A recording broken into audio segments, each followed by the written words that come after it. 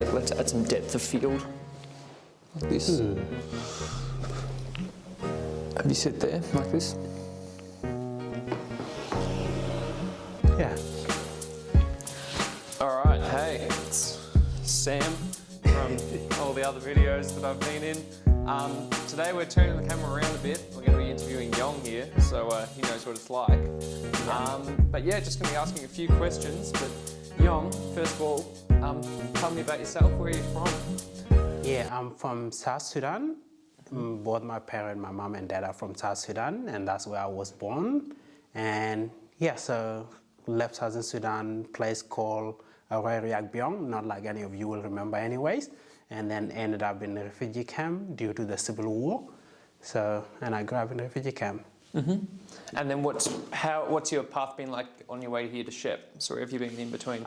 It's been quite a journey because a lot of things that I know, I learned them from a refugee camp. That's where I went to primary school. I started with kinder, went to primary school, and then went to high school, then came to Australia when I was 17 and a half.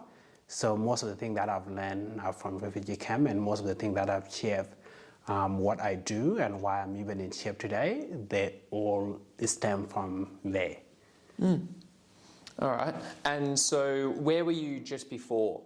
So obviously you grew up in the refugee camp, and then what has life been like for you as you moved into adulthood and then now in the past 10 years or so before starting medicine? Yeah, so due to the civil war that happened in Sudan, that's why my mom and the rest of my siblings and a lot of people, we fled the country and we ended up seeking refuge in Kenya. So Kakuma refugee camp is where I grew up. From the camp we did schooling there, and that's when I started having interest of what I want to do, things such as engineering, medicine. Then coming to Australia, was presented with all those opportunities, and it was exciting to pick from what I could do. I ended up doing pharmacy eventually after I tried to get into medicine, and then I practiced pharmacy. So I did pharmacy in Bendigo as my undergrad, practiced pharmacy in Melbourne before coming to Shep. Yeah, nice.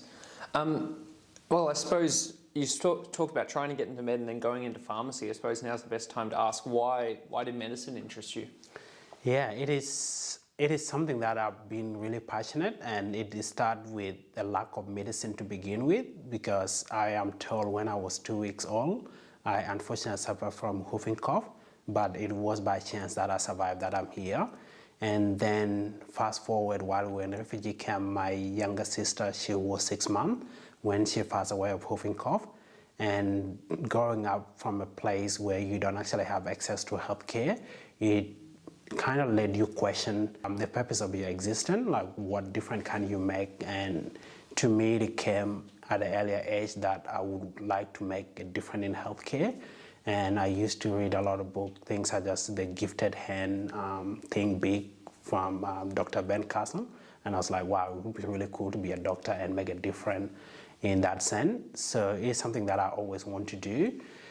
And it wasn't going to be a reality because in a refugee camp, the highest you can aspire to is to be a high school teacher after finishing high school. That's due to lack of resources and lack of a lot of things. So coming to Australia, that was really a blessing because that's an opportunity that I did not have. And I was like, wow, now I have this opportunity, so I can do anything. And that's when I started year 11, and in year 12 I slacked off a little bit, started playing basketballs, and then I said UMass, and that crushed my soul. And that was my dream gone. And then yeah, so I ended up like settling for pharmacy, and then I gave it another shot, and then another giant called GAMSAT crashed my souls again. So it is something I can talk later in another episode, what I've taken away from that. But that's my journey. All right, and then why start this YouTube channel? So one of the major things within medicine and also outside is the impact of not just healthcare, but healthcare information. And it is kind of tricky, so I'm really passionate about medical education. And if everywhere you go now, you see a lot of information on social media. So to provide really adequate social media is one of the main reasons. there's a lot of restriction and a lot of guideline into what healthcare professionals are allowed to communicate on social media.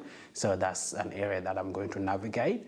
Other aspect is that I want to also inspire another young people that might be going through or even more than what I've went through, where they can actually see us on this channel and say like, wait, if Sam can get into medicine, I can get into medicine.